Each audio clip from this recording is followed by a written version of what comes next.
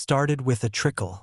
I was out by the barn one afternoon, fixing a fence post, when I noticed water pressure in the trough line dropping. My cattle were mooing angrily, stomping the dirt, staring at the half-empty tank. At first, I figured it was just a clog. But when I followed the line down to where it ran toward the neighborhood, I saw something that made my jaw tighten. A brand new PVC pipe had been spliced into my private water line. The pipe was fresh, mud still wet around the trench, and it led straight toward the HOA subdivision.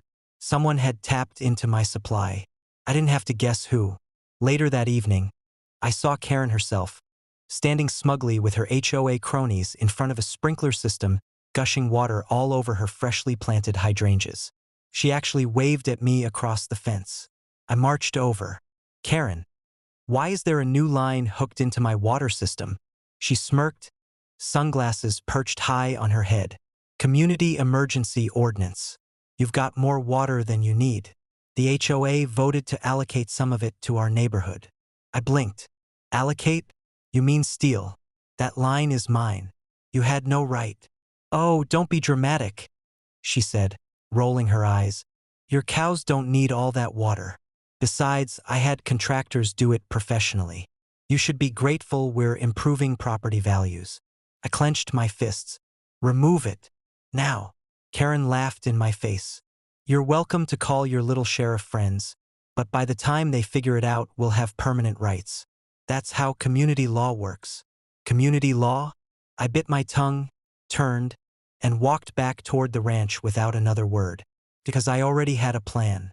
The next morning, before sunrise, I walked the line with my toolbox. I unbolted their connection, attached a heavy-duty valve, and rerouted their precious tap into a separate holding tank. But instead of filling it with water, I pumped it straight from the cattle waste pit, thick, black, sludge that had been sitting for weeks. Then I turned the valve. By mid-morning, I heard the screams. From my porch, I watched sprinklers across the HOA neighborhood sputter to life. Instead of clear water, brown sludge sprayed across manicured lawns, garden gnomes, and Karen's prize roses. The stench rolled in like a storm cloud. Karen came running out of her house, shrieking, "What is this?" As her white patio furniture turned black with filth, neighbors gagged, children ran inside, and someone yelled, "It smells like a dead skunk." I leaned on the fence, sipping coffee. Karen spotted me and stomped over, covered in muck. You sabotaged the system." "Nope," I said calmly. "That's just your community water allocation. You wanted a connection? You got one. Straight from the source." Her face twisted in rage. "I'm calling the health department. I'm calling the sheriff. She froze when blue lights rolled up.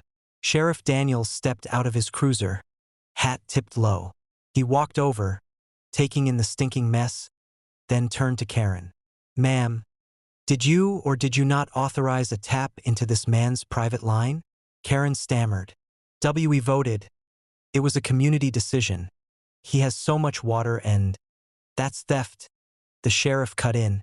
"Tampering with a utility line. Multiple violations. You realize we could arrest you right now." The color drained from her face. "But he poisoned us." Sheriff Daniels turned slowly toward me. "What did you pump in there?" "Cattle waste from the holding pit," I said honestly. "Nothing dangerous. Just unpleasant." Daniels smirked, fighting a laugh. "That'd explain the smell. You didn't break any laws. You just redirected what they stole." Karen screeched. "This is unfair. You can't let him get away with this." "Oh, I can," Daniel said. "And if you want to press charges, we'll be pressing yours first. Property tampering, theft of utilities, trespassing." He let the list hang in the air. Karen sputtered, then stomped back toward her house, gagging from the smell. But it didn't end there. Word spread fast through the HOA. Neighbors who had tolerated Karen's antics were furious now that their lawns reeked of cow waste.